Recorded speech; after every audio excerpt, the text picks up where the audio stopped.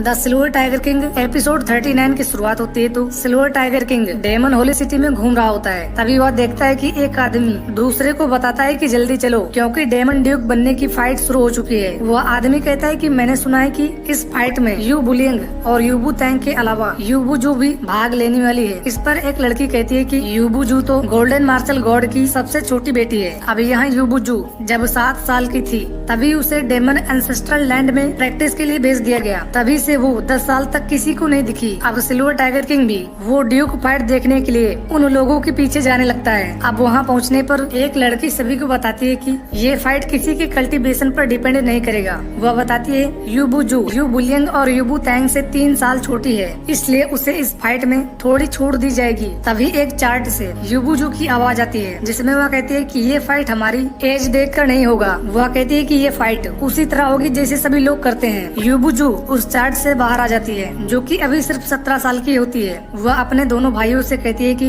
मैं जानती हूँ कि तुम दोनों अभी तक पर्पल की सिंची नहीं पा सके, इसलिए मैं नहीं सोचती हूँ कि तुम दोनों मुझसे फाइट कर पाओगे।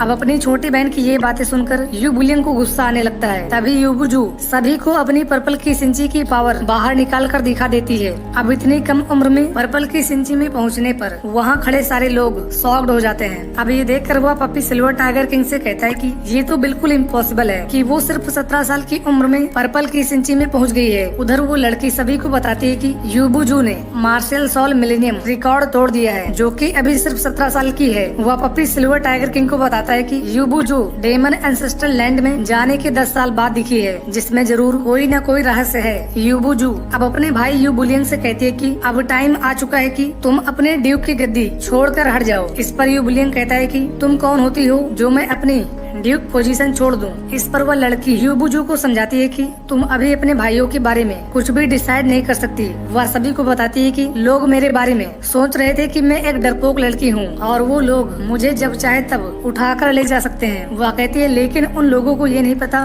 कि मैं गोल्डन बोन के साथ पैदा हुई हूँ। अब यह सुनकर एक डेमन कहता है कि अगर यूबू जू गोल्डन बोन के साथ पैदा हुई है तो इसका मतलब वो गोल्डन मार्शल गॉड भी बन सकती है। यूबू जू यू बुलियन को बताती है कि जब मैं प्लेस में थी तभी मैं अपने पिता की उत्तराधिकारी बन चुकी थी। यह सुनकर यू बुलियन कहता है कि चलो कोई बात नहीं, क्योंकि तुम गोल्डन बोन के साथ पैदा हुई थी और अब तो तुम पर्पल की सिंची भी पा चुकी हो, इसलिए मैं खुद अपने ड्यूक के पद से रिजाइन कर रहा हूँ। अब यूबू तैंग भी यूबू जू से कहता है कि सच में तुम्हारे पास एक अच्छी मार्शल स्किल है। इस पर यूबू जू सभी को बताती है कि मैं अभी तक 5 मार्शल गॉड स्किल की प्रैक्टिस कर चुकी हूँ, जिससे कि मैं किसी को भी बड़े आसानी से हरा सकती हूँ। इस पर यूबू तैंग कहता है कि लेकिन तुम्हें अपनी शक्तियों पर घमंड नहीं करना चाहिए। अब यूबू तैंग भी यूबू जू के सामने हार मान लेता है। अब इस तरह यूबू जू बिना किसी फाइट के डेमन ड्यूक बन जाती है। वह लड़की अब यूबू जू से कहती है कि अब तुम जिसे चाहो उसे अपना डेमन असिस्टेंस बना सकती हो। यूबू जू अब अपना डेमन असिस्टेंस चुनती है जिसमें यू सिनमी, लीफी मैंग और मैजिन लॉन्ग और बाकी लोग होते हैं। यूबू जू अब सभी को बताती है कि मैं अब ड्यूक बन चुकी हूँ, इसलिए आज से मैं ही सारा काम करूँगी। वह अपने साथियों को कहती है कि तुम लोगों को सिल्वर टाइगर किंग को मारने में मेरी मदद करनी होगी।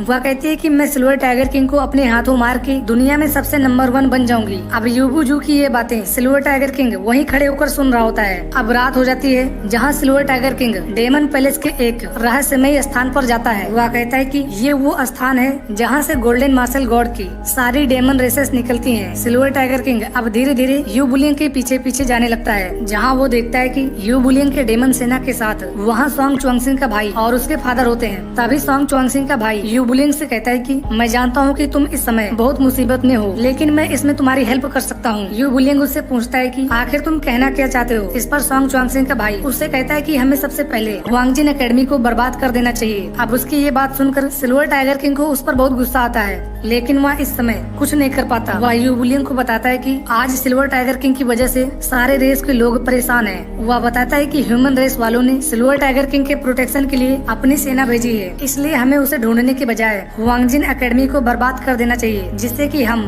डेमोनिक टाइगर सिटी और डेमोनिक वुल्फ सिटी का बदला ले सकें। वह बताता है कि हुआंगजिन एकेडमी को बर्बाद करने के बाद तुम डेमन एंसेस्ट्रल पैलेस में प्रैक्टिस करने का मौका पा जाओगे, जिससे कि तुम भी यूबुजू की तरह तुरंत ही पर्पल की सिंची पा जाओगे। इस पर यू बुलिंग उससे कहता है कि तुम ठीक तो कह रहे हो, लेकिन जब मैं तुम्हारे वांगजिन एकेडमी पर अटैक करने जाऊंगा तो इसमें तुम्हें कोई प्रॉब्लम तो नहीं होगी। इस पर सांग चुआंगसिंग का भाई कहता है कि मैं भी ह्यूमन रेस से आता हूँ, लेकिन मैं सिल्वर टाइगर किंग से बदला लेने के लिए हमेशा तुम्हारे साथ रहूंगा। यह सुनकर यू बुलिंग कहता है कि तब तो बहुत अच्छी बात है, क्योंकि आज से मैं तुम्हें अपना गॉड नियुक्त करता हूँ। इस पर सांग चुआंगसिंग का भाई उसे थैंक्स बोलता है। इधर सिल्वर टाइगर किंग चुपके से जाकर डेमन पैलेस में छिप जाता है, जहाँ वह पपी सिल्वर टाइगर किंग से पूछता है कि क्या तुम्हें डर नहीं लगता कि जब तुम यू बुलिंग के सामने जाओगे तो वो कहीं तुम्हें पहचान न ले।